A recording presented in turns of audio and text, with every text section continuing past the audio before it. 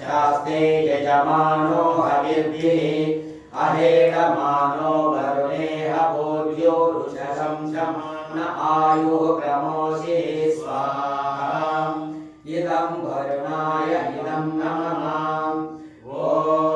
एते शतं वरुणये सहस्रं यज्ञया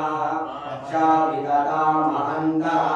तेभिर्नो अद्य सवितोरविष्णुर्विश्वे मुञ्चन्तु मरुतः स्वर्गाः स्वाहा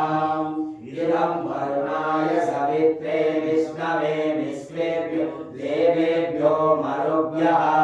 स्वर्गेभ्यः इदं नमः ॐ अयाचाग्ने अस्य न विशस्ति वाच्य सत्यमित्वमयासि